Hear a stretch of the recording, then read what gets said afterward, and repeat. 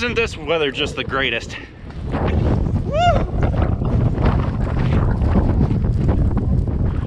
Hey everybody, it's Ryan. Welcome back to How Farms Work. We're standing down here by the barnyard out at my place, and we have a new baby calf. I'm gonna go tag him or her. I don't want to exclude the girls out there. And I'm kind of hoping that it is a girl because I like keeping back my heifers. But we'll just have to wait and see. He looks kind of cold, but we got to go over there and figure out what it's going to be. I got red and pink tags here. I always tag my heifers pink, but I'll talk some more after we tag her. So I would say he or she or it is out of the number 6465. As you can tell, she's being a little bit protective of him.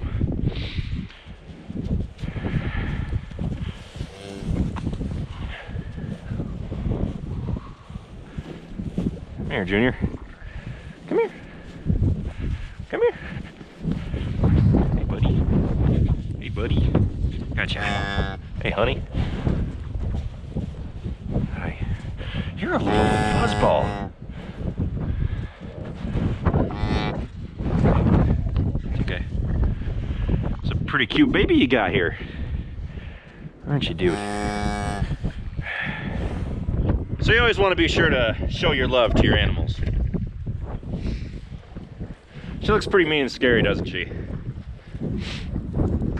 Now, never ever hop into a pen with a mother cow and, you know, just ignore her or think that she won't charge you or anything like that. Mothers are always very protective of their calves. I've never really had a charging issue with any of my cows. If they did, I probably wouldn't keep them. But one thing I've always liked about my cows in particular is that, you know, I started off with like 2 cows, actually 3, including Rosie. And over time, I just kept holding the heifers back, and I've gotten to where I am now. I've ended up with a very nice herd, in my opinion. They're very relaxed, very calm, and they're pretty carefree for the most part. Really shouldn't just be hanging around up here. Come on, hon. Come on. Come on, Mom. Come on.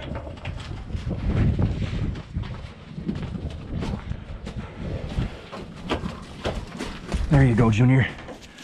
All right. Okay. That's a lot warmer in here, isn't it? Mother's standing outside watching us. Now, something I'm actually considering with her is going and getting one of those calf blankets to wrap her up in, because this isn't the best time of the year to be born. Hey, hon. Yep, she's there. She's okay. I've got 2 pink tags in my pocket. I always keep the tagger and the tags with me so I know where they're at, because there's really only a small time frame. What? There's really only a small time frame where they'll just let me walk up to them like this, and I like to get them really early on. And to me, I think just having the early on human exposure kind of helps out their calmness. Hi, Mom. Yes, we see you. Just petting him. Her. Sorry. She's actually one of my more calm mother cows. Like I said, you may think that I act like really calm around them, like I'm not too worried about them, which granted I'm really not too worried about them, but I always keep an eye out because it only takes one, you know what I mean? And cattle that are very calm in their past may just suddenly lash out if they think that you're harming their calves, which I know. All right, Gucci.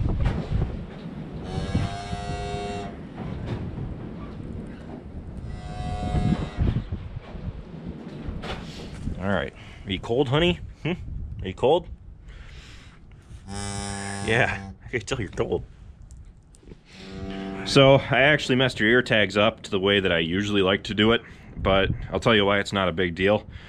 Usually when you're looking at them, I want it to say 87, 88, but I tagged them in reverse because I was standing on the other side and I didn't do my correctly. But yeah, it happens from time to time. A question that I get a lot is why I don't tag both their ears with the same tag, with the same ear number. So that way, you know, one cow is like number 88. The reason for that being is because when we let our cows out to pasture, they're almost certain to lose one every 3 years at least. So I have to keep very close tabs on my cattle, because if they lose their tags, then we just kind of assume that they might be dad's or mine. So this way it kind of helps keep them separated. Now, why I don't tag them both 88 is because they lose a tag every so often. And when they lose a tag, what happens is you either have to go out and buy a third pack, because tags don't come in packs of all the same number. They come in 1, 2, 3, 4, 5, usually 1 through 25. And you don't want to go out and buy another third pack just to get one number, because then you have with excess numbers of the same number when you really didn't need them. So I just replace their tags as necessary, and then I write them down in the order that their tags are. So typically she would have been 88 or 87, 88, but now I'm going to write her down as 88-87, and that is my specific marker for her, and that way I know exactly what she is, and everything. I don't really have to keep. It's my way of keeping track of things. We'll probably have our own little way of documenting our cattle, and this is just my way of doing it. I found it pretty efficient to just keep it all on my phone, because now I can pull out my notepad with the roster on it, and it has all my cattle on it, what their numbers are. If one of them loses one of them and they still have the other tag, I can go like, okay, she's supposed to have this number tag in her.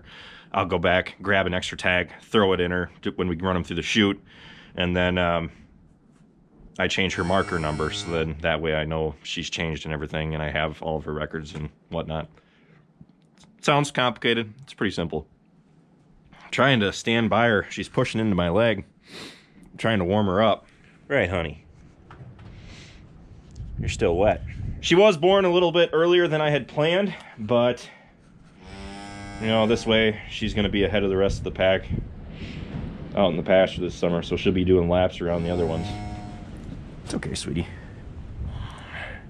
You're just a big fluff ball. Yeah. That's a pretty calf. Gosh, you're pretty cute.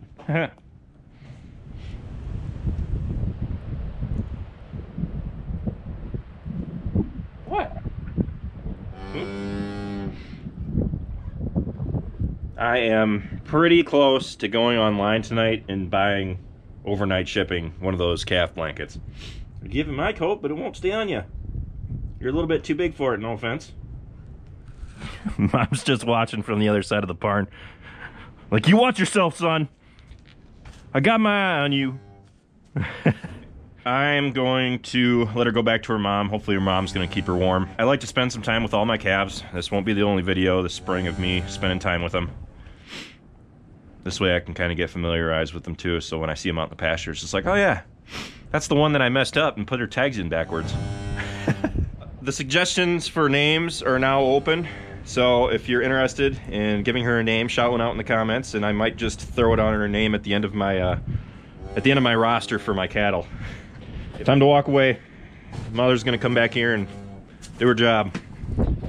Now I just gotta come up with names for the calf. Frostie? I don't know. Snowball? Snowball's like a cat. I don't know. We'll see. Anyway, today I went up to the USDA. I got my operating loan for this year approved, and I can take the money out whenever I need it. My loan officer said I might be better off taking the money out now, whatever I think I might need in the short term, because he said the government's going to be shutting down again this weekend, and if it does, nobody knows when it's going to open up again. So just to make sure that I don't fall short on my funding, he said it might be a good idea to take out whatever I think I'm going to need in the short to mid-term. So anyway, for the National Farm Machinery Show this week, I am going to be at starting on Friday, I'm going to be at the Fastline booth. I'm going to be talking with Brent Adams about some upcoming projects for Fastline Fast Track that we've got coming up. Friday from 10 to 3, I am going to be hosting a meet and greet at the RhinoAg Booth. So if you're at the show on Friday, come and say hi. On Saturday, I am going to be at the Sloan Express booth for a meet and greet. For those of you who aren't able to make it on Friday, I will be there from 9 to probably about noon on Saturday as well. On Saturday, I'm going to be giving away the How Farms Work flag, which, if you can see it, is blowing around in the wind over there. I'm probably going to do some kind of giveaway for it. I'm not totally sure. But at the Sloan Express booth, they're also going to be giving away 2 $100 gift cards, I believe. So if you're going to be at the show, be sure to swing by and sign up for that. The flag will be in the drawing for that as well. So anyway, it should be about it for this video. If you guys have any questions or comments, just give them down below. Be sure to leave a like. And don't forget to subscribe. I went to a little YouTube event this past week, and we just kind of looked over my analytics a little bit. And fun fact, only 10% of my viewers are subscribed. So that means only 1 out of 10 of you is subscribed to me right now. Head down and hit that subscribe button, guys. It really helps me out. With that, should be about it. Thanks for watching this video, guys, and I'll see you next time.